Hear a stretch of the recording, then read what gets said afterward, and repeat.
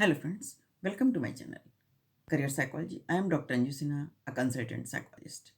Friends, राज्य स्तरीय शैक्षिक प्रतियोगिता परीक्षा की सीरीज में मैंने आपको सभी चैप्टर्स का डिटेल दे दिया। अब मैं आपको इसके बारे में उनके हर एक चैप्टर का जिस्ट बताने जा रही हूँ। आज मैं चैप्टर फर्स्ट लूँगी बाल विकास का।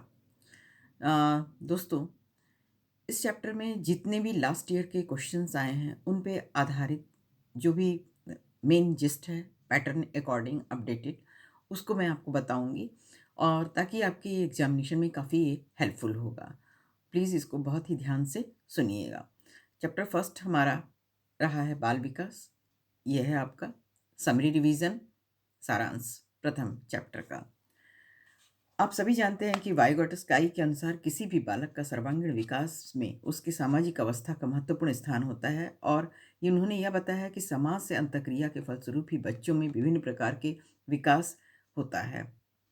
मानव विकास को निम्नलिखित भागों में विभाजित किया जा सकता है। शारीरिक विकास शरीर के बाह्य एवं आंतरिक परिवर्तनों के विकास से है। इसके अंतर्गत शरीर की चौड़ाई एवं आंतरिक अंगों जैसे हृदय, मस्तिष्क इत्यादि की वृद्धि सम्मिलित होती है। संवेगात्मक विकास में संवेग, मूल प्रवृत्तियों, इंस्टिंक्ट आदि को लिया जाता है।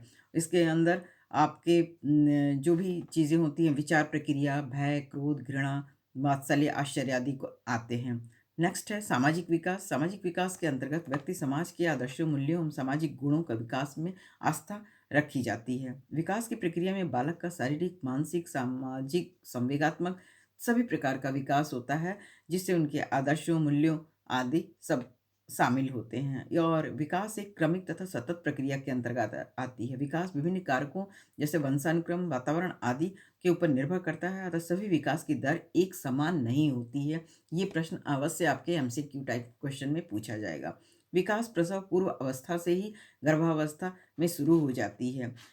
जीन पियाजे ने अपने संज्ञानात्मक विकास को 4 चरणों में बांटा है। ये अवस्थाएं और उनके वर्ष को जरूर आप ध्यान में रखिएगा। ये हैं पूर्व संक्रियात्मक अवस्था 2 से 7 वर्ष। पूर्व संक्रियात्मक अवस्था 2 से 7 वर्ष के चरण में बच्चे में प्रतीकात्मक विचार विकसित होते हैं। वस्तु स्थायित्व उत्पन्न होता है। चढ़ना, कूदना, दौड़ना, गतिक कौशल भी आता है, जबकि लिखना सूक्ष्म गति में, क्योंकि यहाँ सिर्फ हाथ की में हल्की सी गति होती है। ठीक है। रिफ्लेक्स एक्शन किसे कहते हैं? रिफ्लेक्स एक्शन का मतलब होता है जन्मजात प्रक्रियाएं जो कि हम लर्न करके आते हैं, सीखनी नहीं पड़ती हैं। जैसे आई ब्लिंकिंग होना, छींक आ जाना, यॉर्निंग यानी जम्हाई आ जाना, ये सब हमारे रिफ्लेक्स एक्शन है जो स्पाइनल कॉर्ड से हमारी बॉडी के गवर्न होते हैं। सामाजिक विकास वातावरण से संबंधित होता है। व्यक्तिगत वैमनस्य मत व्यक्ति विशेष के अंतर को प्रदर्शित करता है तथा सीखने वालों के व्यक्तिगत मतभेदों के संदर्भ में एक शिक्षक की अधिगम परिस्थिति उपलब्ध करानी चाहिए। विकास जीवन पर्यंत चलने वाली प्रक्रिया है, लेकिन विकास के प्रत्येक क्षेत्र में विकास की गति समान नहीं होती है। उदाहरण के लिए एक व्यक्ति का शारीरिक विकास पहले होता है, लेकिन उसका बोधात्मक यानी इंटेलिजेंस रिलेटेड, बुद्धि रिलेटेड जो विकास है वो बाद में होता है। वाइगोटस्काई ने मानवीय समझ को सामाजिक सांस्कृतिक पद्धति सीखने को समाज या संस्कृति में मानव बुद्धिमत्ता के उद्भव के रूप में वर्णन किया है। वाइगोटस्काई का सिद्धांत यह कहता है कि ज्ञान के विकास में सामाजिक सक्रियता एक महत्वपूर्ण भूमिका निभाती है। अधिगम शैली से तात्पर्य होता है कि प्रत्येक छात्र अलग प्रकार से सीखता है और तकनीकी रूप से किसी व्यक्ति के सीखने का तरीका प्राथमिकता वाले रास्ते को प्रदर्शित करता है, जिसमें छात्र सूचना को अवशोषित करता है, प्रक्रिया में लाता है और पूरी तरह से समझ लेता है एवं बनाता रहता है। मनोवैज्ञानिक जीन पियाजे के अनुसार जो 4 अवस्थाएं हैं, उसमें पहली अवस्था जो है वो जन्म से लेके 0 to 2 ईयर्स की है। इसको संवेदी पेशी अवस्था कहते हैं। दूसरी अवस्था पूर्व संक्रियात्मक अवस्था होती है। ये 2 वर्ष से लेकर 7 वर्ष की उम्र तक होती है। तीसरी अवस्था 7 वर्ष से लेके 11 वर्ष की उम्र तक कह लीजिए, जिसको मूर्त संक्रियात्मक अवस्था कहते हैं। और लास्ट में जो अवस्था है वो अमूर्त संक्रियात्मक अवस्था होती है, जो कि यौनारंभ प्रारंभ होती है और लास्ट तक चलती है। इस सिद्धांत के अनुसार बालक पहले सामान्य बातों को और बाद में उन सभी बातों को मिलाकर एक विशिष्ट सिद्धांत बनाना सीखता है। जैसे बच्चा पहले व्यक्ति का नाम, स्थान और वस्तु का नाम जानता है और बाद में जानता है कि किसी व्यक्ति, वस्तु, स्थान या नाम को संज्ञा कहते हैं। इस प्रकार बालक के विकास सामान्य से विशिष्ट की ओर चलता है। पियाजे के अनुसार पौधे और पशुओं की तरह मनुष्यों में भी अपनी भौतिक और सामाजिक वातावरण के साथ रहने की एवं अनुकूलित करने की क्षमता होती है। अनुकूलन को दो मूल क्रियाओं समावेशन और योजन के रूप में लिया जाता है। ठीक है, इन चीज़ों को आप बिल्कुल अपने दिमाग में बैठा लीजिएगा। ओके। आत्मसंभारण एक ऐसा संभाषण है जो वार्तालाप, आत्म दिग्दर्शन एवं व्यवहार की निरंतरता के लिए आवश्यक होता है। 2 वर्ष से लेकर 7 वर्ष की उम्र तक के बच्चे आत्मसंभाषण में संलग्न देखे जा सकते हैं। आत्मसंभाषण का अध्ययन सर्वप्रथम लेव वात्स्काई के द्वारा किया गया है। अनुसंधानकर्ताओं ने बच्चों में आत्मसंभाषण का प्रयोग एवं उनके कार्य प्रदर्शन एवं उपलब्धियों के मध्य एक सकारात्मक अंतर संबंध पाया है। कोहल वर्ग का जो सेकंड लेवल है, औपचारिक नैतिकता के अंतर्गत व्यक्ति एक समाज की औपचारिकताओं नियमों के अंतर्गत जीवन निर्वाह करता है। लॉरेंस कोहल वर्ग के अनुसार अच्छा व्यवहार वह व्यवहार है जो दूसरों को प्रसन्न करता है, दूसरों की मदद करता है और उनके द्वारा स्वीकृत होता है। यह बहुमत एवं प्राकृतिक व्यवहार के परंपरागत प्रतीकों में काफ़ी अनुरूप होता है। अक्सर व्यवहार की जांच विचारधारा से की जाती है। प्रथम बार उसका अर्थ अच्छा ज़्यादा महत्वपूर्ण हो जाता है। एक व्यक्ति अच्छा होने से स्वीकृति प्राप्त करता है। अधिगम और विकास एक जटिल तरीके से अंतर संबंधित होता है। विकास जीव विज्ञान एवं अनुभवों के बीच एक नियत एवं गतिशील अंतर प्रक्रिया है। यह संस्कृति के दूसरे तत्वों को प्रभावित करती है। यह सिर्फ संस्कृति द्वारा शासित एवं निर्धारित ही नहीं होती है। भाषा विकास के लिए प्रारंभिक बचपन अति संवेदनशील काल है, क्योंकि बच्चा अपने परिवार से ही सीखना प्रारंभ कर देता है। बच्चे पर उसके पर्यावरण में होने वाली प्रत्येक गतिविधि का बहुत गहरा प्रभाव पड़ता है। पियाजे के विचार में बच्चे सक्रिय ज्ञान निर्माता तथा उन्हें नन्हे वैज्ञानिक कहा जा सकता है, जो संसार के बारे में अपने सिद्धांतों की रचना करते हैं, जबकि स्किनर, पावलोव तथा यूंग के विचार इनसे काफ़ी भिन्न हैं। विकास के लिए उचित कथन है कि सामाजिक सांस्कृतिक संदर्भ विकास में एक महत्वपूर्ण भूमिका का निर्वाह करना होता है। मनुष्य एक सामाजिक प्राणी है, अतः उसके विकास में समाज तथा संस्कृति का अभिन्न प्रभाव पड़ता है। वंशानुक्रम और वातावरण के बीच अनोन्य क्रिया के कारण व्यक्तियों में एक दूसरे से विभिन्नता पाई जाती है। बच्चे की वृद्धि और विकास वंशानुक्रम और वातावरण दोनों का संयुक्त परिणाम होता है। एक पियाजे के अनुसार बच्चों का चिंतन वयस्कों से बिल्कुल भिन्न होता है, बजाय मात्रा के। पियाजे ने चिंतन में मानसिक शक्तियों को महत्व दिया है। उन्होंने विकास के 3 आयाम बताए हैं। बच्चा अपने वातावरण में अपनी मानसिक शक्तियों का विकास करता है, जो वयस्कों से एकदम अलग होता है। अनुबोधन और संकेत दोनों देना तथा नाजुक स्थितियों पर प्रश्न पूछना आधारभूत सहायता का उदाहरण है। यदि किसी बच्चे को किसी परिस्थिति विभिन्न प्रकार से संकेत दिए जा रहे हैं, तो आवश्यकता अनुसार अनुबोधन दिए गए हैं, तो उसकी आधारभूत सहायता की जा रही है। वाइगोटस्काई के अनुसार बच्चे वयस्कों और समवयस्कों के साथ परस्पर क्रिया करना सीखते हैं। बच्चे पारस्परिक क्रिया में होने वाली बातें अनुभवों से सीखता है। कोहलबर्ग ने नैतिक विकास सिद्धांत में अवस्था सिद्धांत भी कहा जाता है। उन्होंने अपना संपूर्ण नैतिक विकास को 6 अवस्थाओं में विभाजित किया है और उन्हें सार्वभौमिक माना जाता है।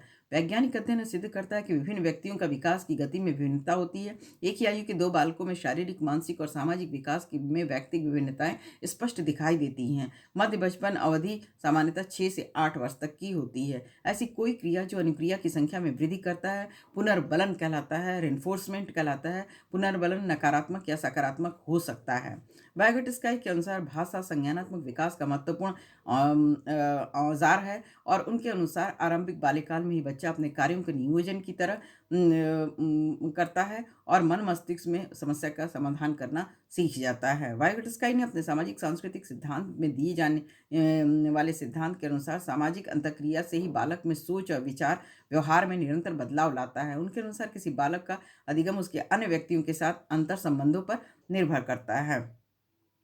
सिमोनिस वाइगोत्स्काई का सामाजिक दृष्टिकोण संज्ञानात्मक विकास का एक प्रगतिशील विश्लेषण प्रस्तुत करता है। अधिगम व विकास सांस्कृतिक और सामाजिक वातावरण की मध्यस्थता के साथ चलते हैं। उनका सिद्धांत सामाजिक निर्मितवाद है। वाइगोत्स्काई के इन शब्दों से और भी ये स्पष्ट हो जाता है कि हमारे स्वयं का विकास दूसरों के द्वारा होता है। अतः एक शिक्षक होने के नाते बच्चों के आकलन के लिए सहयोगी विधि को वरीयता देनी चाहिए। संप्रत्यय का अर्थ होता है देखना, अवबोधन करना, समझना, अंतर्निहित करना अथवा जानना। सिर्फ पदाभिमुख दिशा सिद्धांत से अभिप्राय है कि विकास पहले सिर से और फिर पैर की ओर होता है।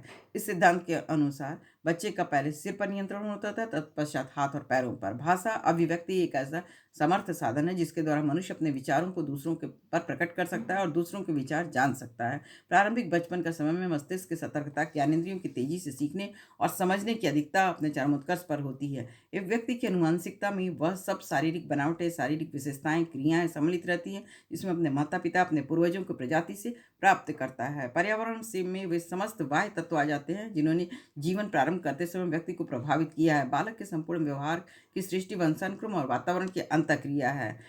ठीक है, इतनी चीजें आपको बिल्कुल ध्यान में आ गई होंगी। अब हम देखते हैं कि संरक्षण से अभिप्राय है वातावरण से परिवर्तन तथा स्थिरता को पहचानने व समझने की क्षमता से है। किसी वस्तु के रूप रंग में परिवर्तन को उस वस्तु के तत्व में परिवर्तन से अलग करने की क्षमता को कहते हैं। लिंग सामाजिक सांस्कृतिक शब्द है। सामाजिक परिभाषा से संबंधित करते हुए समाज में पुरुषों और महिलाओं के कार्यों और व्यवहारों में परिभाषित किया गया है। समीप दूराभिमुख दिशा सिद्धांत के अनुसार विकास मध्य से बाहर की ओर एवं केंद्र से सिर की ओर होता है। ठीक है। अंतर्व्यक्ति विभिन्नता सिद्धांत के अनुसार प्रत्येक बालक का विकास का स्वयं का स्वरूप होता है। इस रूप में व्यक्ति विभिन्नता पाई जाती है। अंतर्वैयक्तिक विभिन्नता सिद्धांत के अनुसार प्रत्येक बालक में विकास की दर विकास के क्षेत्र की अपेक्षा दूसरे में भिन्न हो सकती है। मानव व्यक्तित्व अनुवांशिकता और वातावरण के अनुसार ही निर्धारित होता है। सिगमंड फ्राइड का मानना है कि व्यक्तित्व के मुख्यतः 3 पद्धतियां होती हैं। Id, ego, super ego. Id biogenic factor है, यानी हमारी अपनी बेसिक आवश्यकता से, भूख, प्यास, नींद, काम से। और अहम ईगो जो है वो रियलिटी प्रिंसिपल पे है। और पराअहम यानी सुपर ईगो वो मॉरल प्रिंसिपल द्वारा निर्धारित होता है और व्यक्ति की समाजीकरण की प्रक्रिया का मुख्य स्रोत होता है। यह आदर्शवादी और नैतिकता के सिद्धांत पर आधारित है। गुणसूत्र या क्रोमोसोम सभी प्राणियों में कोशिकाओं में पाए जाने वाले तंतुरूपी पिंड होते हैं जो कि सभी आनुवंशिक गुणों को निर्धारित व संचारित करते हैं। मानव कोशिका में गुणसूत्रों की संख्या 46 अथवा 23 जोड़े में होते हैं। संवेगात्मक बुद्धि का तात्पर्य मुख्य रूप से व्यक्ति के सांवेगिक पक्ष से संबंधित क्षमताओं एवं शील गुणों के समुच्चय से है। संवेगात्मक बुद्धि के सिद्धांत का प्रतिपादन डैनियल गोलमैन ने किया। गोलमैन ने संवेगात्मक बुद्धि को 5 योग्यताओं के समूह में बांटा है। ठीक है गाइस, अनुकूलित प्रत्यावर्तन का सिद्धांत अधिगम का सिद्धांत है। जर्मन मनोवैज्ञानिक क्रासमर ने शारीरिक रचना के प्रकारों के आधार पर व्यक्ति का वर्गीकरण किया है और उनको 4 भागों में वर्गीकृत किया है। युंग ने वैश्लेषिक मनोविज्ञान की नींव डाली। पूर्व किशोरावस्था में बालक को अपने माता पिता और परिवार से संघर्ष अथवा मतभेद की प्रवृत्ति आ जाती है। कक्षा में आकार की अनुभूति, छात्रों के निदान तथा क्रिया प्रतिक्रिया, ये तीनों के शिक्षण की अंतक्रिया की अवस्थाएं हैं, परंतु क्रिया प्रतिक्रिया प्रमुख अवस्था है। बाल्यावस्था की निम्न विशेषताएं होती हैं: सामूहिक प्रवृत्ति की अवस्था, संग्रह प्रवृत्ति, रचनात्मक कार्यों में रुचि, आत्मनिर्भरता की भावना, शारीरिक तथा मानसिक भावना विकास में स्थिरता तथा जिज्ञासा की प्रबलता। वृद्धि तथा विकास में निम्न चरण होते हैं: शारीरिक, मानसिक, संवेगात्मक, नैतिक, सामाजिक आदि। बच्चे ट्यूशन के अलावा सामाजिककरण, सांस्कृतिक तथा मीडिया द्वारा सभी के द्वारा लिंग भूमिकाएं ग्रहण करते हैं। ट्यूशन शब्द एक पुल्लिंग शब्द है। बच्चे के अंतर्गत लड़के और लड़की दोनों आ जाते हैं। बच्चों में प्रतिभाशालिता, अनुवांशिकता और वातावरण के बीच एक अंतःक्रिया हो सकती है। प्रत्येक बच्चा मानसिक तथा शारीरिक योग्यताएं अलग अलग होती हैं। प्रतिभाशाली व्यक्तियों पर अध्ययन लेविस टर्मन ने 1925 में आरंभ किया था। सामाजिक सांस्कृतिक परिस्थितियों में बालक के विकास पर सक्रिय एवं महत्वपूर्ण प्रभाव होता है। अनुवांशिकता माता पिता से बच्चों में विशिष्ट गुणों का संक्रमण है। ठीक है, इस तरह से हम देखते हैं कि जो मेन कॉन्सेप्ट है फर्स्ट चैप्टर का बाल विकास का, वो आपके समझ में बहुत अच्छे से आ गया होगा। अगर इन चैप्टर्स को आप बहुत अच्छे से रिवाइज करेंगे समरी डिवीज़न को, तो आपके हर एक क्वेश्चन का जवाब मिल जाएगा। मैं कुछ और चीज़ों को भी आपको बता देती हूँ कि विकास तुलनात्मक रूप से क्रमिक गति से आगे बढ़ता है। समय के साथ ही वह धीरे धीरे आगे बढ़ता है। विकास की गति जन्म के साथ ही निर्धारित नहीं होती, यह परिवेश पर भी निर्धारित होती है। संरचनात्मक ढांचे में बच्चे को समस्या समाधान करता है वैज्ञानिक और अवशेषक के रूप में देखा जाता है।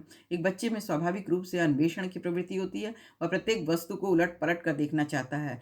स्कीमा एक ऐसी योजना है जो व्यक्ति की स्मृति में एकत्रित हुई मौलिक इकाइयां हैं और वे सूचना प्रक्रमण के लिए आशुलिपि की तरह कार्य करती हैं। समीपस्थ तथा निकटस्थ विकास योग संरचना के माध्यम से बच्चे के उचित प्रश्न या सुझाव के द्वारा अकेले ही समझ बिंदु से आगे पहुंचाना होता है। और यह एक ऐसी संरचना है जिसमें बच्चे के द्वारा स्वतंत्र रूप से किए जाने वाले तथा शिक्षक की सहायता से करने वाले कार्य के बीच अंतर प्रकट किया जाता है। तो इस प्रकार हम देखते हैं कि प्रथम चैप्टर में जितने मेन कॉन्सेप्ट थे वो मैंने आपके समरी रिवीजन सारांश में इंगित कर दिया, मैं आपको बता दिया। आशा करती हूँ कि आपको हर एक कॉन्सेप्ट बिल्कुल क्लियर होंगे। So guys please like, share, comment and subscribe my channel, और नेक्स्ट चैप्टर का भी मैं आपको डिटेल समरी रिवीजन प्रस्तुत करूँगी। तब तक के लिए आप इसे अच्छे से रिवाइज कीजिए, कोई भी क्वेश्चन इसके बाहर आप कार्य नहीं पूछिएगा। Thank you guys for watching my video. Have a great day.